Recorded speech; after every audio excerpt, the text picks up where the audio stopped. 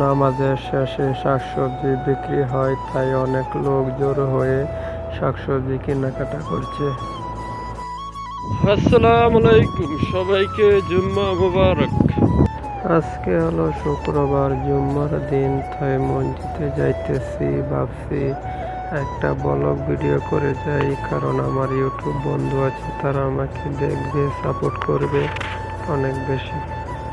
কথাই আছে, সবসময় বড়াই করা ঠিক না, আল্লাহ চাইলে সব কিছু করতে পারি। এই কালটা দেখতেছেন, এখানে সবসময় পানি থাকে, মাছও থাকে, কিন্তু এখন এটা শুকিয়ে গেছে, তার মানে এটার কোনো দাম নেই। সৌদি আরব খেজুরের জন্য বিখ্যাত, আপনারা জানেন। খেজুর এখনো পাকে নাই, অনেক গাছে পাকে গেছে, অনেক গাছে এখনো কাঁচাই। তাহলে সৌদি আরব মসজিদে যাওয়ার কিছু আগে দিয়া হঠাৎ করে দেখতেছি রাস্তার মধ্যে অনেক সুন্দর সুন্দর বাস, যা দেখে আমার অনেক ভালো লাগলো। কারণ আমাদের কোম্পানিটা ভালো না, বাস নেই, তাহলে এগুলো দেখলে অনেক ভালো লাগে। 3-4টা বাস এখানে দাঁড়িয়েছিল এবং প্রাইভেট কারও ছিল। রাস্তাটা দেখেন, অনেক সুন্দর পরিবেশ, ভালোই লাগছিল। আমাদের রুম থেকে মসজিদের রাস্তাটা একটু কাঁচা। আপনাদের মনে হইতে পারে যে এটা কোনো জঙ্গল, আসলে তাই না। সৌদি আরব বেশিরভাগ জায়গায় এরকম মাদ্রা এলাকায়। তো রাস্তার পাশে যে গাছগুলা দেখতেছেন, একবারে শুকিয়ে লাকড়ি হয়ে গেছে। মানে বর্তমানে সৌদি আরবের অবস্থা অনেক খারাপ, তা আপনারা জানেন। কারণ রৌদ্র তাপমাত্রা অনেক বেশি।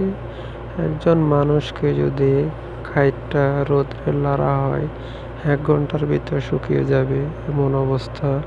যারা সৌদি আরব বাইরে কাজ করেন, তারাই একমাত্র বুঝতে পারেন বর্তমানে সৌদি আরবে কাজ করাটা কতটা কষ্টের। তো আমার চ্যানেলটা সাবস্ক্রাইব করে দেবেন, এটাই আপনাদের কাছে আমার চাওয়া এবং পাওয়া। আমি এরকম সাপোর্ট পেলে ভালো ভিডিও দেব। আসেন কিছু বাস্তব কথা বলি। একজন প্রবাসী দিনটা যেমনই যায়, কিন্তু রাতটা অনেক কষ্টের। কারণ যত স্মৃতি আছে সব রাতেই মনে হয়। দিনে কাজ করতে করতে তাদের মনটা কাজেই থাকে, তাই রাত হলে সব কথা মনে হয় এবং মনে অনেক কষ্ট লাগে। আমরা টাকার জন্য সব কিছু ছেড়ে আসলাম এই দূর প্রবাসে, আকাশপথে পাড়ি দিয়ে। কিন্তু হ্যাঁ, কতজন প্রবাসী তাদের প্রবাসে এসে লাইফটা উজ্জ্বল করতে পারে। আমার মতো হাজারো প্রবাসী আছে যারা প্রবাসে আছে, কিন্তু তাদের লাইফে কোনো কিচ্ছু নেই। এটাই অনেক কষ্ট। জীবনে অনেক চেষ্টা করলাম, কিন্তু সফলতা হইতে পারলাম না। জানি না আজও সফলতা হব কিনা।